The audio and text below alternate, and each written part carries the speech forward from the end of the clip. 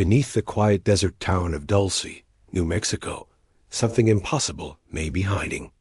A massive underground facility stretching 7 levels deep into the earth. A place where the boundaries between human and alien blur into nightmares. Where genetic experiments allegedly take place in sterile laboratories far from the sun.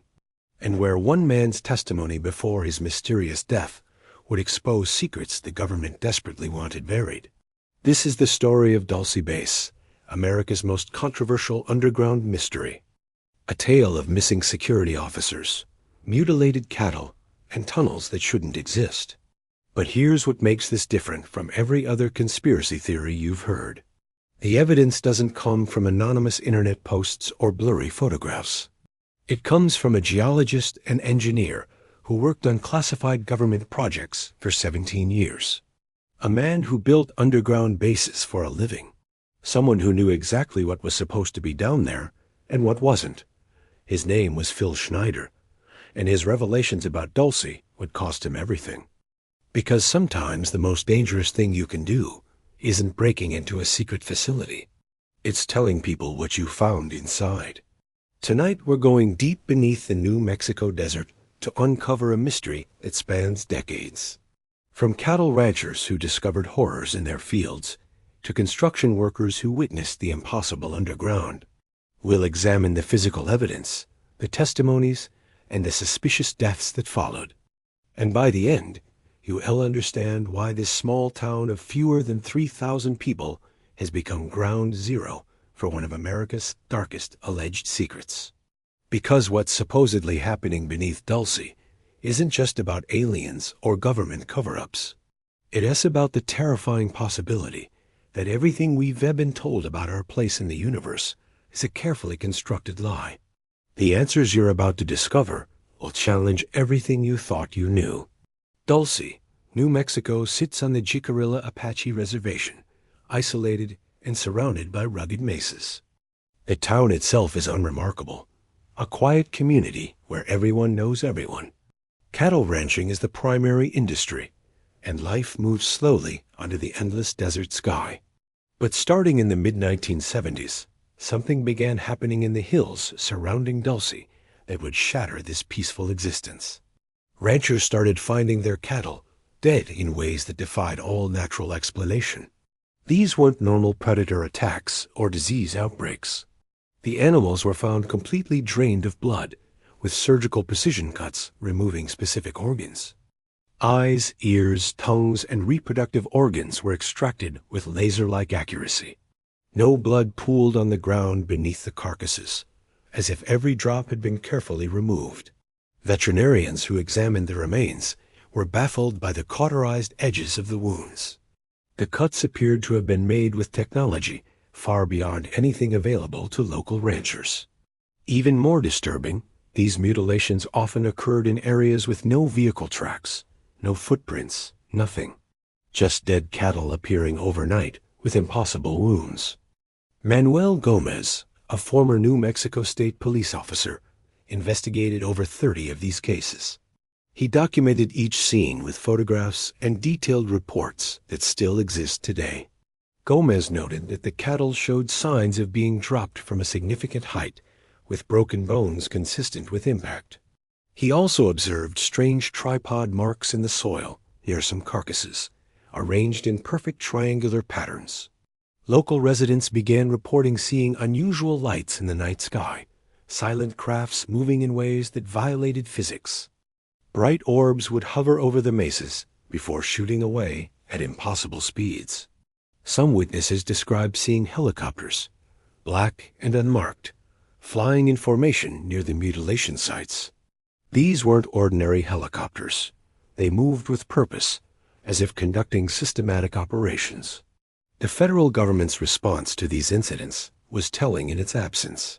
Despite dozens of documented cases involving thousands of dollars in livestock losses, no serious federal investigation was launched. The FBI briefly looked into the matter, but concluded the mutilations were likely caused by predators and natural decomposition. This explanation satisfied no one who had actually seen the evidence firsthand. How do you explain perfectly circular incisions made through tough hide without any tearing. How do you account for the complete absence of blood in and around the carcass? What natural predator removes only specific organs while leaving the rest of the animal untouched? The ranchers knew something unnatural was happening, but they had no framework to understand it. Then in 1979, everything began to make a terrible kind of sense. A scientist named Paul Bennewitz, who lived in Albuquerque, started picking up strange low-frequency transmissions. Bennewitz was no conspiracy theorist. He was a physicist who ran his own electronics company. He had developed equipment sensitive enough to detect encrypted communications coming from the direction of the Manzano weapons storage area. But as he refined his equipment and triangulated the signals, he made a disturbing discovery. Some of the strongest transmissions weren't coming from the military installation. They were coming from the area around Dulce, over 100 miles to the north. Bennewitz began photographing strange lights over the Arcolita Mesa near Dulce. His photos showed disc-shaped objects and unusual aerial phenomena that matched witness descriptions from the cattle mutilation investigations. He became convinced that an underground base existed beneath the mesa, a facility where something unprecedented was taking place. Bennewitz compiled his findings into detailed reports that he sent to the Air Force Office of Special Investigations. Rather than dismissing him, the military took his claims seriously, perhaps too seriously. Officers visited his home multiple times, examining his equipment and his evidence. But instead of confirming his discoveries, something else happened. Bennewitz began receiving disinformation, elaborate stories fed to him by intelligence operatives.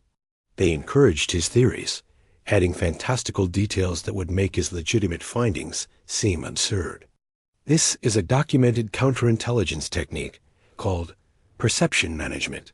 By the mid-1980s, Bennewitz had suffered a mental breakdown, his credibility destroyed. He was hospitalized and eventually stopped his research entirely.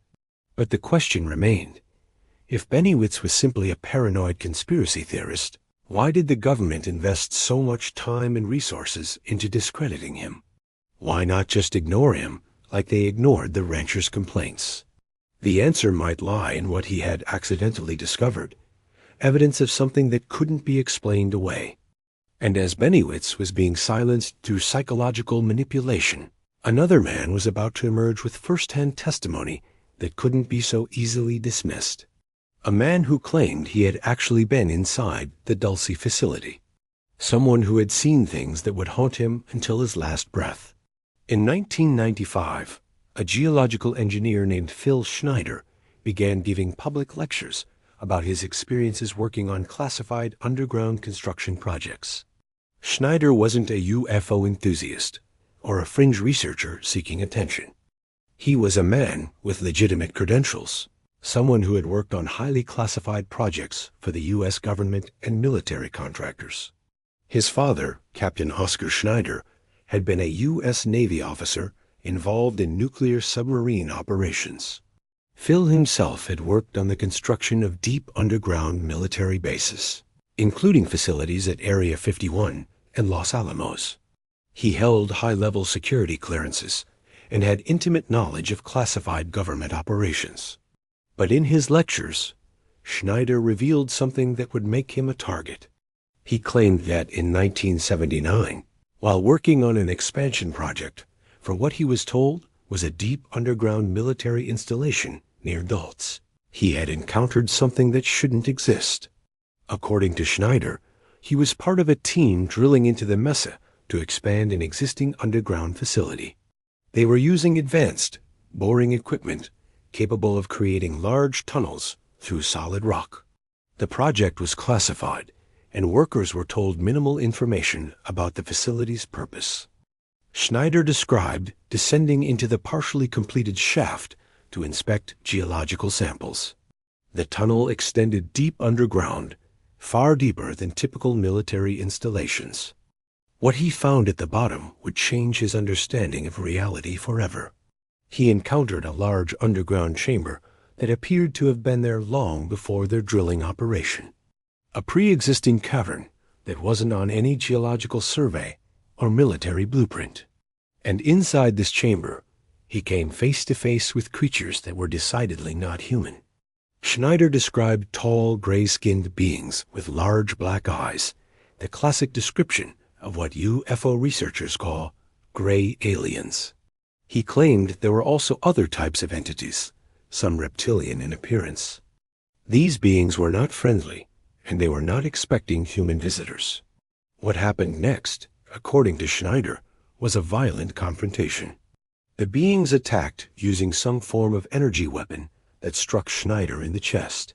He described it as a blue beam that caused excruciating pain and severe burns. In the chaos, Schneider drew his service weapon and fired, killing 2 of the creatures before other members of his team could pull him to safety. But not everyone made it out. Schneider claimed that over 60 Special Forces personnel and scientists were killed in this underground battle. The government covered up the incident entirely, listing the dead as casualties from various unrelated accidents. Families were told their loved ones died in training exercises or equipment malfunctions. The few survivors were sworn to secrecy under threat of imprisonment or worse. Schneider himself suffered permanent damage from the encounter. He had severe scarring on his chest from the energy weapon. He also claimed that he had been exposed to some form of radiation that gave him cancer. For 16 years after the incident, Schneider remained silent, bound by his security clearances and non-disclosure agreements. But by the mid-1990s, something changed. Perhaps it was his declining health. Perhaps it was guilt over keeping such a secret.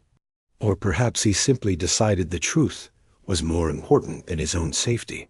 He began speaking at conferences and small gatherings, showing the scars on his chest as evidence. He displayed his security clearance badges and provided detailed technical information about underground construction that only someone with his background would know. Schneider didn't just talk about aliens. He discussed the technology supposedly being used in these facilities. He described underground maglev train systems connecting bases across the country, tunnels bored using nuclear-powered machines that could melt through rock at incredible speeds. He claimed there were over 100 deep underground military bases in the United States alone. Some of these bases, according to Schneider, were joint operations between the U.S. government and extraterrestrial beings. A treaty had allegedly been signed allowing the aliens to conduct genetic experiments in exchange for advanced technology. The Dulce facility was supposedly one of the main sites for this collaboration, but Schneider claimed the arrangement had gone terribly wrong. The aliens weren't honoring the agreement, and the experiments being conducted were far more horrific than the government had agreed to. He spoke of multi-level facilities where humans were being held against their will. Genetic hybridization programs, creating human-alien hybrids in underground laboratories. Vat-grown creatures that defied description, kept alive for purposes he could only speculate about. The cattle mutilations, Schneider suggested, were connected to these experiments. The aliens needed specific biological materials, enzymes, and hormones from cattle that were similar enough to human biology for their purposes. This explained the surgical precision and the specific organs being harvested. Schneider's lectures drew increasing attention from both believers and skeptics. Some people felt he was finally revealing a truth that had been hidden for decades. Others dismissed him as delusional or seeking attention. But what happened next would add a dark credibility to his claims. In January 1996, just months after giving his most detailed public testimony, Phil Schneider was found dead in his apartment. The official cause of death was listed as suicide by strangulation. Schneider had apparently wrapped a catheter tube around his neck and killed himself. But the circumstances surrounding his death raised immediate suspicions. Schneider's hands showed signs of struggle, with defensive wounds that seemed inconsistent with suicide. The catheter tube was wrapped multiple times around his neck, something that would be extremely difficult to do to yourself. Most disturbing, Schneider had previously survived multiple apparent assassination attempts. He had told friends and family that he believed he was being targeted for speaking out. Just months before his death, he had survived a suspicious hit-and-run accident. His vehicle had been broken into multiple times, and he reported being followed by unmarked cars.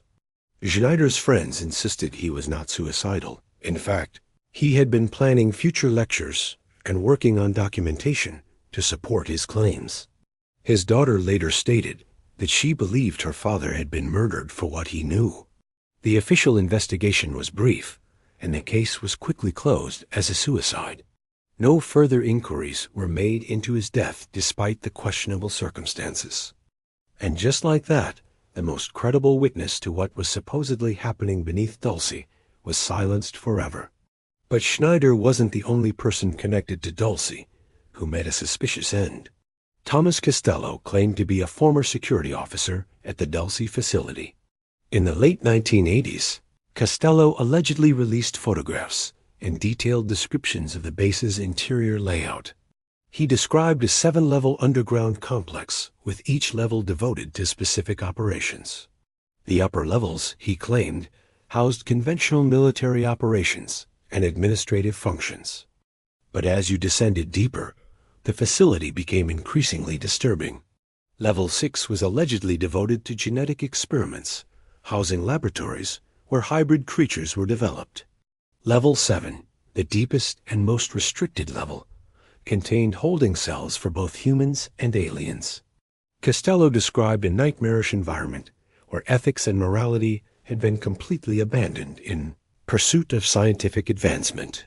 He claimed to have witnessed experiments on living subjects, genetic splicing that created beings that could barely be classified as alive. According to Costello, he eventually could no longer remain silent about what he had seen. He gathered evidence, including photographs and documents, planning to expose the facility. But before he could fully release his information, he disappeared. Costello vanished without a trace, and no verified evidence of his existence before his disappearance has ever been found. Some researchers believe he was eliminated, while skeptics argue he never existed at all. The photographs he allegedly released show underground tunnels and strange technology, but their authenticity has never been verified. What makes the Costello case particularly frustrating is that it exists in a gray area between possible truth and likely fabrication. The details are too specific to be completely made up, yet too extraordinary to be easily believed. And the convenient disappearance of the source material makes verification impossible. This pattern repeats throughout the Dulce mystery. Witnesses who speak out tend to disappear or die under suspicious circumstances. Security personnel, scientists, even civilians who claim to know too much, all suffering similar fates. Is this evidence of a massive cover-up, or is it the natural trajectory of people drawn to dangerous conspiracy theories? The answer may lie in the physical evidence that can't simply disappear. The Arcoleta Mesa, near Dulce, rises dramatically from the surrounding landscape, a geological formation that has existed for millions of years. But according to researchers who have studied the area, there are anomalies beneath this mesa that suggest human or non-human engineering. Ground-penetrating radar scans conducted in the 1990s detected large voids beneath the surface. These weren't natural cave formations. They appeared to be structured spaces with regular dimensions. Some researchers claim to have detected electromagnetic anomalies in the area, unusual readings that suggest large-scale electrical systems operating underground. Local residents have reported strange vibrations coming from the earth, low-frequency sounds that seem to emanate from deep below. Hikers in the area have described feeling intense unease in certain locations, as if something was watching them from beneath the ground. There are also reports of ventilation shafts hidden among the rocks, camouflage structures that blow warm air at night. Photographs of these alleged vents show what appear to be man-made metal grates, disguised to look like natural rock formations. Some researchers have attempted to explore these sites, but access to much of the area is restricted. The Jicarilla Apache Reservation controls the land, and they have generally been unwilling to allow extensive investigation. Whether this is due to respect for tribal sovereignty or pressure from federal authorities remains unclear. What we do know is that the U.S. government has a long history of constructing elaborate underground facilities. NORAD's Cheyenne Mountain Complex is a proven example of massive underground construction. The facility was carved into solid granite, creating a self-contained city beneath the mountain. If the government can build something that large and complex in Colorado, what's stopping them from doing the same in New Mexico? The technology to construct deep underground bases certainly exists. Tunnel boring machines can create passages through solid rock at impressive speeds. Nuclear subterranean devices, which melt rock and leave behind smooth glass-like tunnel walls, have been patented and tested. These technologies would explain some of the tunnel descriptions provided by alleged witnesses. The real question isn't whether we can build such facilities. It's whether we have and what purpose they serve. Skeptics argue that maintaining a secret base of the scale described would be logistically impossible. Too many people would need to be involved, and someone would inevitably leak concrete evidence. But proponents point out that the Manhattan Project remained secret despite involving over 130,000 people. Compartmentalization, strict security protocols, and severe consequences for leaks can keep even massive projects hidden. Furthermore, the Dulce facility would need to be staffed by thousands of people if much of the work was automated or conducted by non-human entities. A skeleton crew of cleared personnel rotating in and out would be sufficient for oversight. The underground train system Schneider described would allow personnel to access the facility from remote locations without creating an obvious surface presence. Workers might not even know exactly where they were going, transported in windowless cars through featureless tunnels. This compartmentalization would prevent most employees from understanding the facility's true nature or location.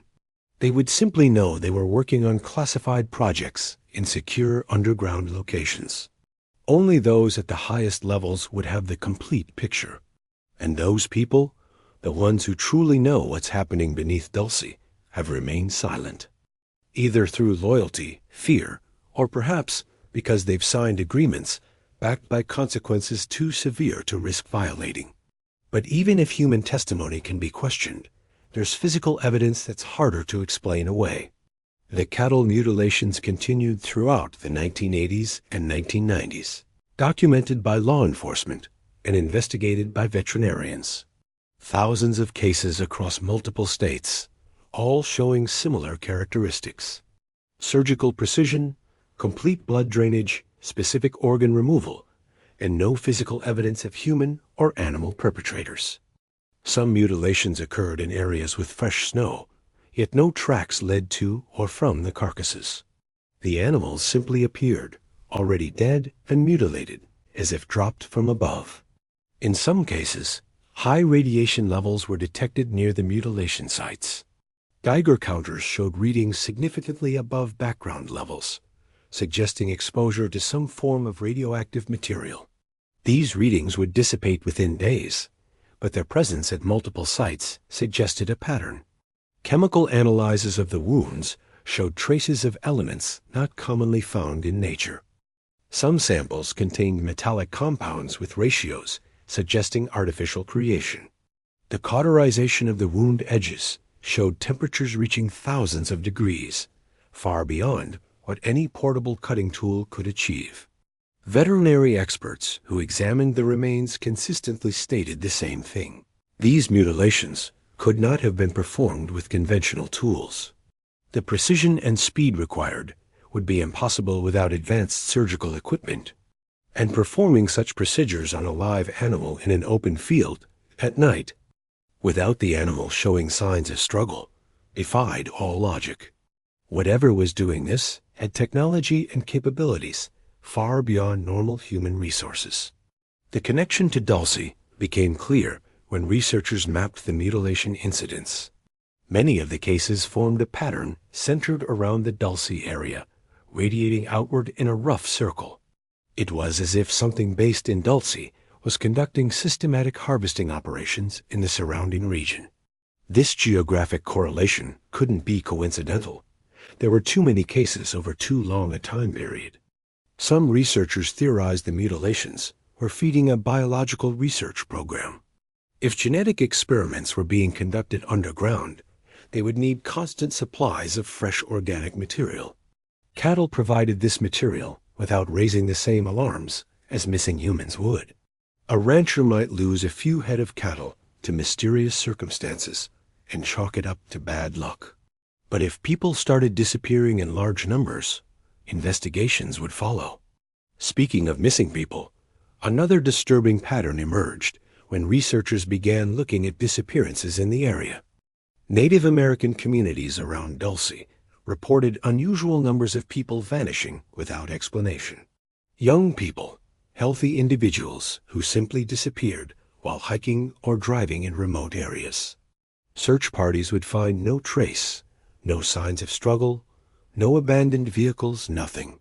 The disappearances would be filed as missing persons cases, added to a database, and eventually forgotten.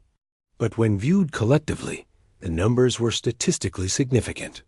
The Dulce area had a higher rate of unexplained disappearances than surrounding regions. Families of the missing reported strange circumstances preceding the disappearances. Their loved ones had mentioned seeing unusual lights or feeling like they were being watched. Some had reported experiencing missing time, arriving home hours later than expected with no memory of where they'd been. These accounts match classic alien abduction narratives, but also fit patterns of covert human operations. If a secret facility needed test subjects or wanted to silence potential witnesses, random disappearances in a sparsely populated area would be an effective method. Victims could be taken with minimal risk of discovery, and their remote location would make search efforts difficult. The Jicarilla Apache have oral traditions speaking of star people and underground dwellers that predate modern UFO phenomena.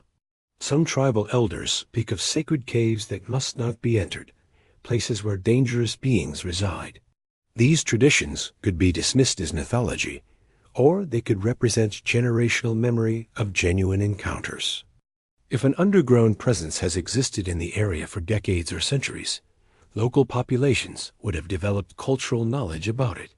Their reluctance to discuss these matters with outsiders might stem from respect for the unknown, or fear of what they know to be true. When researchers have approached tribal members about Dulce, they've often been met with silence or warnings to stop investigating. This could be simple desire for privacy, or it could indicate deeper knowledge that can't be safely shared. The tribal government has consistently refused to allow extensive investigation of the mesa. They cite cultural and environmental concerns, which are completely legitimate. But some researchers suspect there's another reason, an understanding between the tribe and federal authorities. Perhaps in exchange for keeping quiet about what's beneath their land, they receive certain benefits or protections.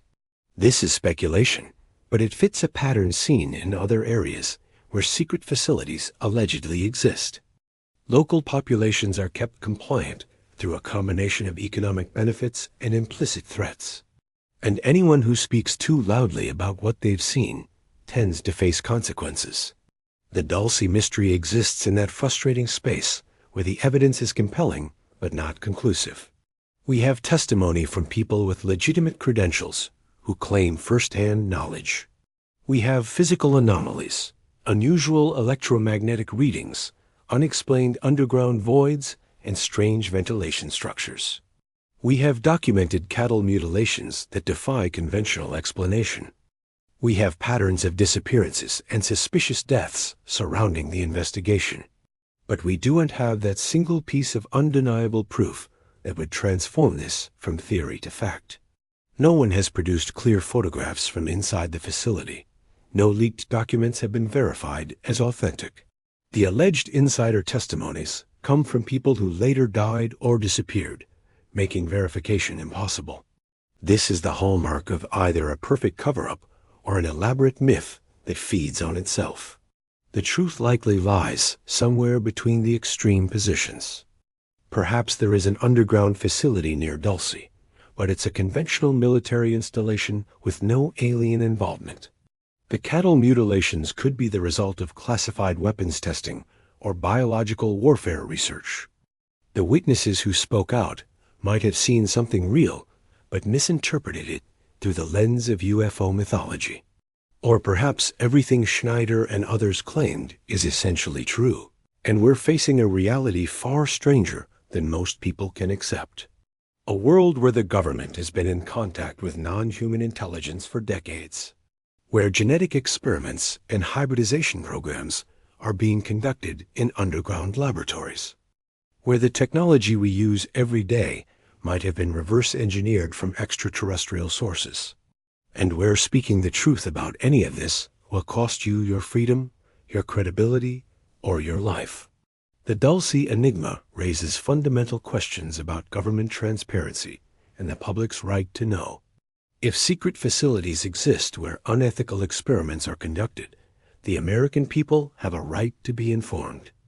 If we're in contact with non-human intelligence, that's information that belongs to all of humanity, not just a select few with clearances. But there's also an argument for secrecy. If the truth is genuinely too disturbing, would revealing it cause more harm than keeping it hidden? If experiments are being conducted that violate every ethical boundary, would exposing them create panic that would destabilize society? These are uncomfortable questions without easy answers. What we can say with certainty is that something unusual has been happening in and around Dulce, New Mexico for decades. Too many credible witnesses, too much physical evidence, too many strange patterns to dismiss it all as fantasy. Whether that something is extraterrestrial, classified human activity, or some combination of both remains unknown. But the story of Dulce reminds us that our world is filled with mysteries that resist simple explanations. That there are places on this planet, and beneath it, where the normal rules don't seem to apply. Where people who ask too many questions tend to meet unfortunate ends. And where the truth, whatever it may be, is protected by layers of secrecy that most of us will never penetrate. Phil Schneider gave his last lecture in November 1995, just 2 months before his death. In that final presentation, he seemed to know his time was running out. He told the audience that he believed he didn't have long to live, that the risks he was taking by speaking out would eventually catch up to him. He urged people to remember his message, to continue investigating even after he was gone. And then he made a statement that echoes through this mystery to this day. If I die in any sort of accident, you'll know they got me, because I've already survived 11 assassination attempts. 2 months later, he was found dead in his apartment with a catheter tube wrapped around his neck. The official ruling was suicide. Case closed, nothing more to investigate. But those who knew him, those who heard him speak, don't believe that for a second. They believe Phil Schneider died because he revealed too much about what's happening beneath Dulce, that he crossed a line that couldn't be uncrossed, and paid the ultimate price for trying to expose the truth. Today, the Arcolita Mesa still rises above the New Mexico desert, keeping its secrets buried deep beneath tons of rock. The town of Dulce continues its quiet existence, though it now attracts curious visitors who come seeking answers. The cattle mutilations have decreased in frequency, though they still occur occasionally with the same inexplicable characteristics. And somewhere, in classified facilities and secret meetings, people know the truth about what really happened there. They know what's beneath that mesa. They know what happened to Phil Schneider and others who spoke out. They know whether the stories are true or if there's something else entirely. But they're not telling, and they've made it very clear what happens to those who try. So we're left with fragments, pieces of a puzzle that might reveal something extraordinary if we could just see the complete picture. We have testimony from credible witnesses who paid dearly for their words. We have physical evidence that doesn't fit conventional explanations. We have patterns and correlations that suggest something significant has been happening in this isolated corner of New Mexico.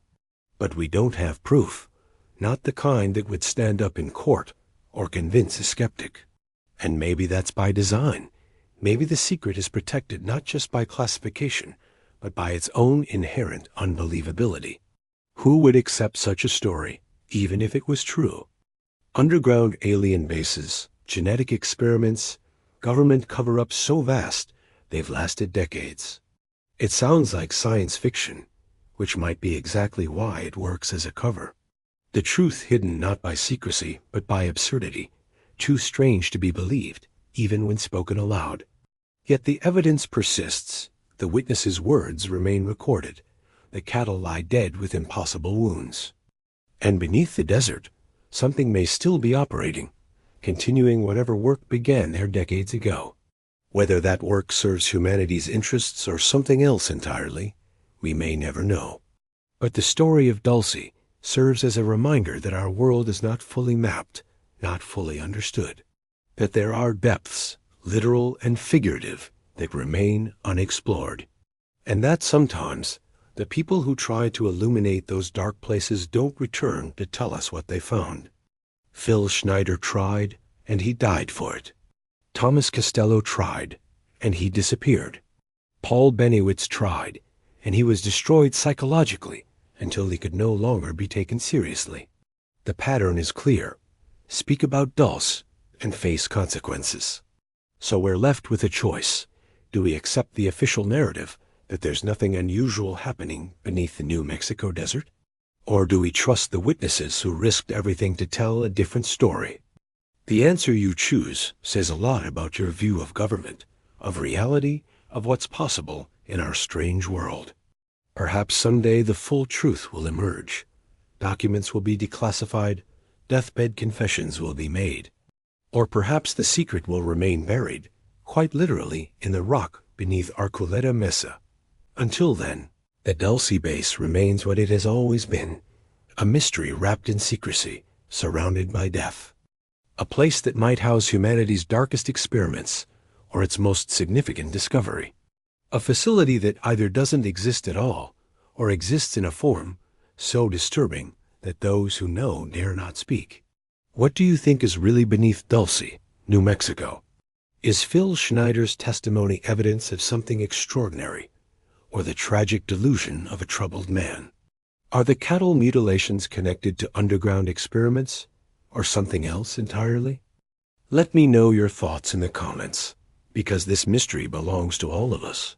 And if you want to explore more unsolved mysteries and strange phenomena, subscribe to join us as we continue investigating the stories that challenge our understanding of reality. Because the truth is out there, somewhere, buried beneath layers of classification and denial. And sometimes, in places like Dulce, it might literally be beneath our feet. Thanks for watching, and until next time, stay curious and stay safe.